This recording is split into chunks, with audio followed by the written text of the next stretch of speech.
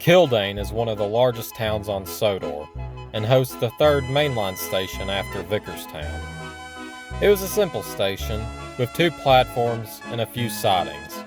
No branch lines connected to it. But this was about to change.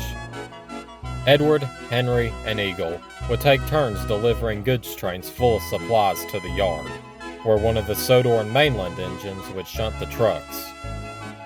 Soon, a new shed, turntable, yard shed, and more sidings were added, but these weren't the only additions.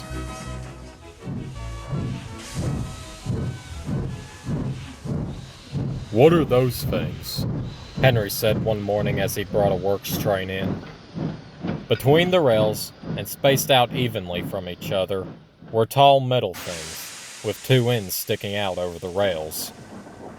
Neil rolled up alongside. The wee lads call yon things catenary poles. Catenary poles? Aye, said the box engine. They're going to install yon wires you brought in today on them, to hang over the tracks. Henry looked back at the large spools of wire on a pair of flatbeds, then turned back to the poles. Why would they install telephone wires over the tracks? Can't say, replied Neil. Because they're not telephone lines, came a voice. The 2 engines looked over where the fat director was standing on the platform. Pardon, sir? They're not for telephones, Henry.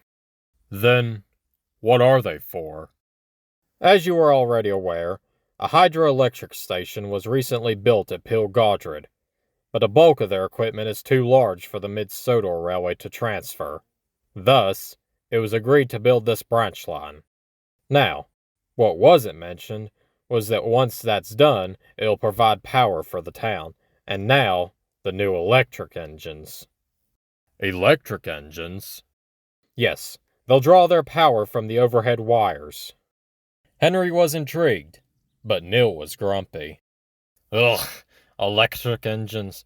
You're making me feel old, sir. Don't worry, Neil. Electric engines have been around for a while now. By that afternoon, the entire yard at Kildane had wires hanging over the rails, with a generator placed beside the shed. Work began on the branch line the next day. Around a week after they started, Henry and Eagle returned to Vickerstown after their morning trains. When they arrived, the pair were shocked. But not at the long works train waiting for them, but at the large, green box sitting at the front of their train. It had 2 ends, a large cab in the middle, and large metal bars resting on the cab roof.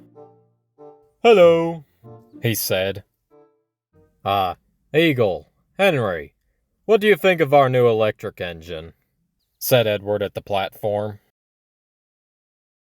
Who are you expecting me to look like you? Pretty much. Sorry. It's all good. The name's Harris. Although, I guess I am similar to you. How so? I have a boiler that uses electricity to heat the coaches. Or so I was told. Now that is clever. Agreed. And I suppose Edward already welcomed you, but I'll say it too. Welcome to Sodor, Harris. I'm Eagle. I'll second that. I'm Henry. Pleasure to meet you both. And thank you, Edward, for telling me about this island. It looks wonderful here. Just wait until you get out to the countryside. The scenery is breathtaking. I can believe it.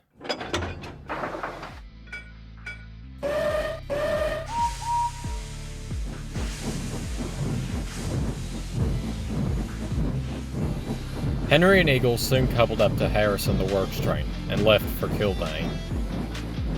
It wasn't long before they arrived, and Harris was shunted into one of the sidings. The 2 engines and Neil watched with interest as one of his metal contraptions was raised up to the wires. The generator was powered, and a moment later, Harris quietly roared into life.